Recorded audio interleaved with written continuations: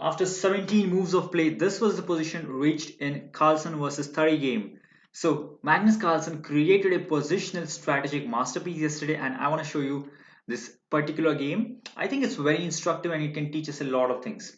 Particularly, this kind of games does not happen nowadays because of the it's a sheer dominance. It just feels like black did not even resist white. So it's black to play, and black in the position. Black was 30, played queen to c7, already a mistake. Well, you really have to ask yourself what is the kind of what is the kind of position we are aiming for? Which pieces do we want on the board?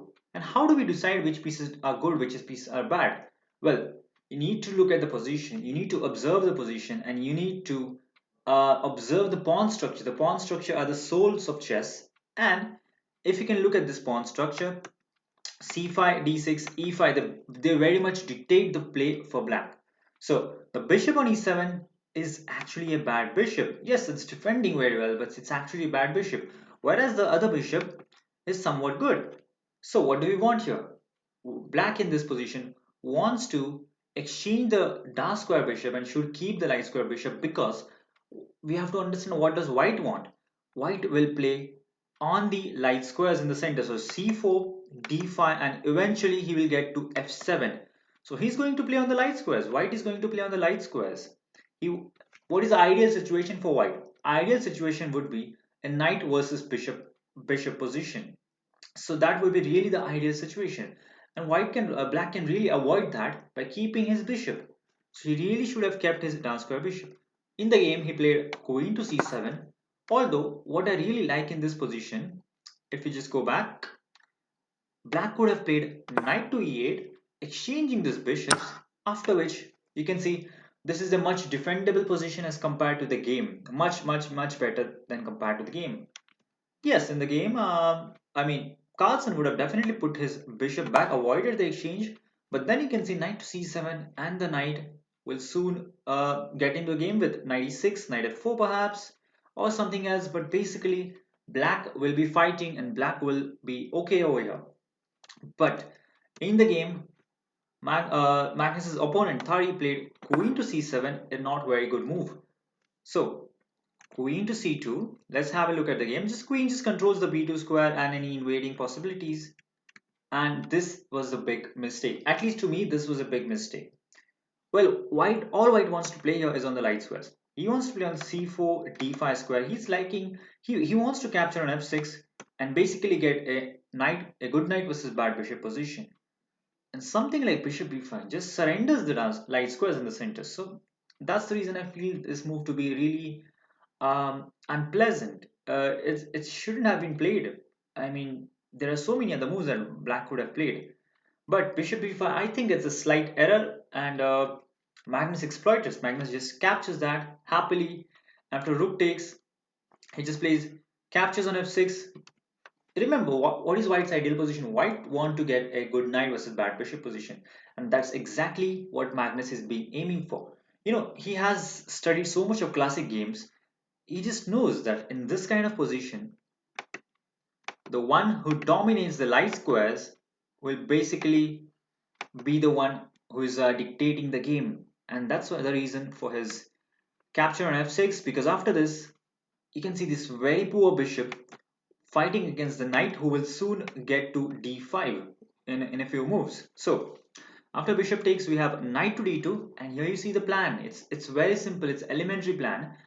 Well, white would just want to play knight c4, knight e3, knight d5 and get our ideal position. Our ideal position is good knight versus bad bishop position. So, and I'm really surprised that black allowed all of these moves. He should have really played knight to e8 on the first move. I mean, in the position instead of queen c7. Anyway, let's have a look at the rest of the game now. Black played queen to c6. We have queen a4, just pinning this, just pinning over here, stopping any kind of immediate counterplay. Black plays rook to b8, protecting the rook. Now we have knight c4. The knight does a lot of things. First of all, it guards the b2 square. Secondly, it's still in the spirit of the game, and we can either put it on d5 or also on f5 in certain cases. But let's see. Black now went bishop e7. This is a necessary defensive move. Obviously, the bishop looks good on f6, but doesn't do much on f6. And that's the reason he has to go back and at least free the queen. The queen is such a powerful piece. It cannot defend a tiny pawn on d6. It has to have some potential. And that's the reason the bishop is used to defend the pawn and the queen will finally be free. So g3. White realizes that he has all the time in the world and he can simply improve all of his pieces. This is a really cool play by Magnus. Just g3, queen to d1, just retreating. Look at all of black's pieces here. They're all on most of them, all the heavy pieces are on the queen side. So this is the time you want to direct your attention on the king side, specifically to the second weakness. There are two weaknesses in the position. One is d6 and the other one, the bigger weakness, is f7. So white is playing very subtle chess, just queen d1. We want to get to, we want to play queen f3 followed by putting some pressure over here, and then we've got the control of the a file. We would very much like to put our rook on a7 square. We have the control of the a file. We'd very much like to exploit. So you can see black has got the control of the b file, but that's nearly virtually useless, whereas white's control on the a file can turn out into something dangerous. All right, so queen d1, we saw g6, king to g2, a very nice move, just controlling the squares, taking control that and taking care that the queen does not enter on h3 and does not get any kind of counterplay. So very nice move by Magnus. Now we have bishop f8, just tugging the bishop back, queen f3, and this is where you can see there is slight pressure on f7 as well as d6, and this can be easily exploited by our rooks. So let's see what happens next. Rook to b3, attacking the pawn on c3. That can be easily defended with rook c1. That's what is done. Now queen e6.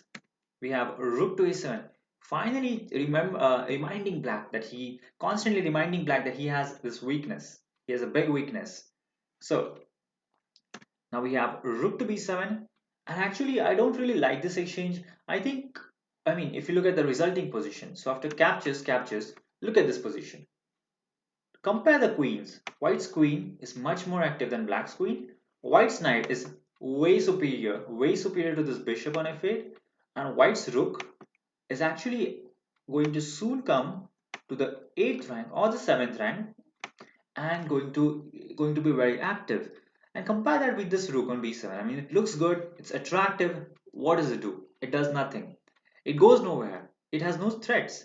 So basically, all of white's pieces are much superior to black's pieces, and that's the reason I felt that here, rook to b7 does not really help black in defending his position. Anyway, this was taken, and now we have rook to a1. Again, the idea is very simple, either to invade on e6 or on a8 and increase the pressure on this weaknesses on d6 and f7. So Carlsen is just toying with his opponent right now.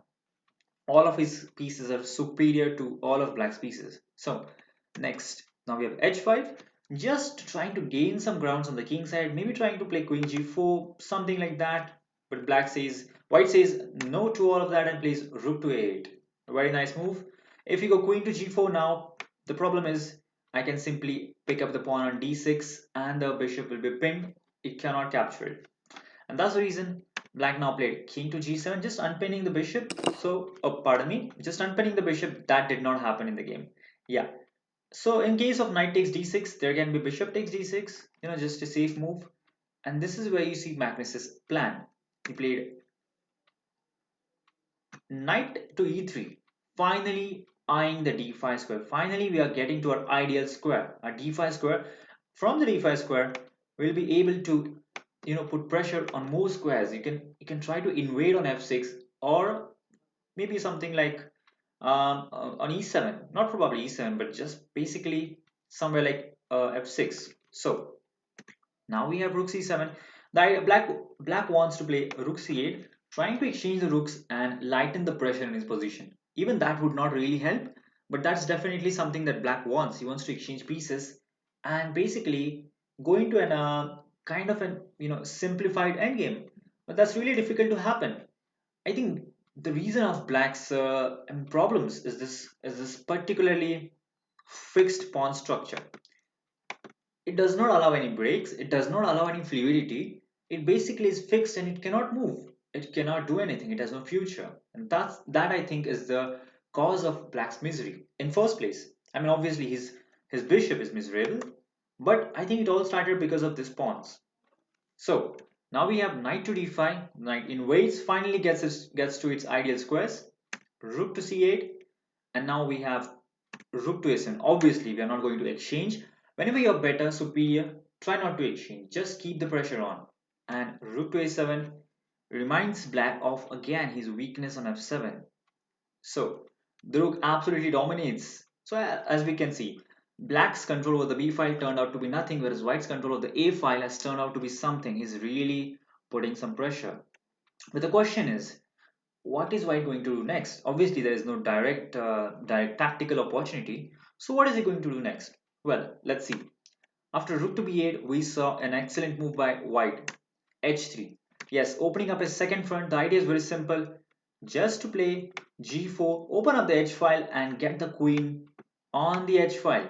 Yes, we'll see that in the game. So after this, actually, black is just not having any kind of good moves. All of his pieces are tied down. The bishop is tied down. It's horrible. The king is pinned over here on the seventh rank. The queen does not have any prospects, so this is really bad position. Now, rook to d8. Basically, again, trying to play something like, something like rook to d7, trying to exchange off. This is such a miserable position for black. But now we see g4. Threat is obviously to capture on h5, and that's why this has to be taken. But here comes the point. Now, white wants to play g5, knight f6, transfer the queen on the h file, and get to the king.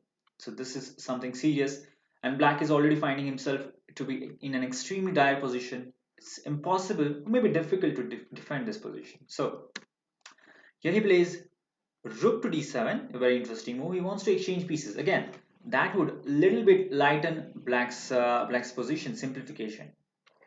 White just says no. We are not going to exchange anything. We are just going to put the pressure on. If we just go back in this position, black would have played g5 just to stop this, but then that would have created a fresh weakness, that is on f5. Then all we have to do is play something like knight e3, and you can see the plan. Just knight f5, switch the queen to the queen side, and that would already be terminal. Combine that with the weakness on f7. I think that's too much to handle for this, for such passive pieces. So that would be completely disaster. So in the game, black played rook to d7. He's begging for white to exchange his pieces. Carlsen says, no, I'm not going to exchange pieces. I'm just going to increase the pressure. And I can see g5 is going to come. Queen, knight f6 can happen. There can be something like queen g3, queen h4, and finally invading over here. This is very dangerous. So we have f6 trying to defend this, trying to stop g5, but does it work? Absolutely not. White just crashes through with g5. So what happens if this is taken? Well, black can simply resign after white captures the bishop. This is finished. This is game over. That's the reason he has to push forward. But now you can see the pawn has well established itself and controls this squares. Again, this is just too much, and this will be completely winning. So after f5, we see queen to h3, switching to the h5. This is like a perfect. This is like a plan which has worked out perfectly. It's like a masterpiece. Everything that white wanted just happened. So it's brilliant. Now, threat is queen h6. Black tries to defend that with rook f7. And in the interview afterwards, Carlsen said that his best, I think it would have been better to play queen h4 followed by knight f6. That's what he said. Queen h4, knight f6, trying to mate black without spilling any blood. Yes, that would have been really ideal. But what I feel is, what I like to, if you look at this position, you have played the whole game positionally.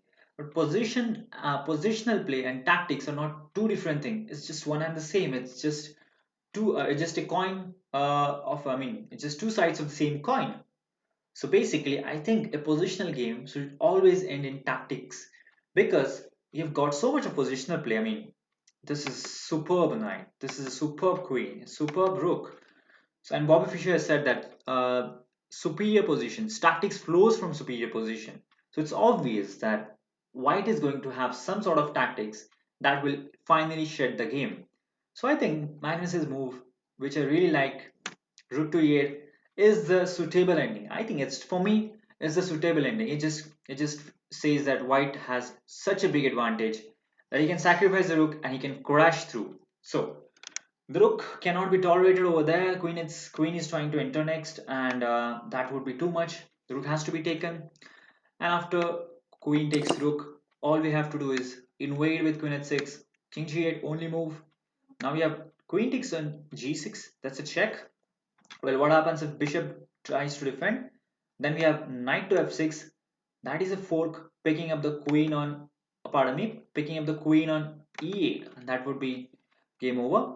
So in the game, black played king to h8, but now white played the final move, knight to f6, and after this move, black basically resigned. Well, there are too many threats, extreme amount of threats.